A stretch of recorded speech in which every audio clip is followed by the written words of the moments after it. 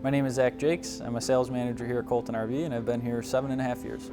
My day-to-day responsibilities are overseeing the sales department, getting together with the team, overseeing deliveries to make sure that they're going smooth for our customers, and managing inventory on the lot to make sure that looks good as well.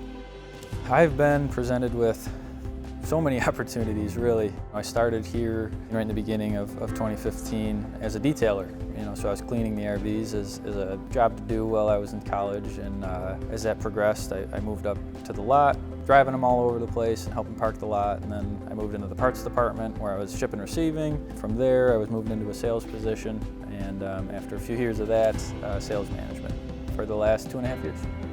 Why the RV industry? I would say the RV industry because helping people, achieve dreams and building close relationships, not only with fellow employees here, but with the customers. It's pretty special to be able to see them go through, hey, I got this one early on with the small family, now my family's changing, so now I'm getting into this one and doing this, and here's the vacations I went on, here's the things I got to do, and that part of it's really rewarding and something that I'm very thankful to be able to be a part of.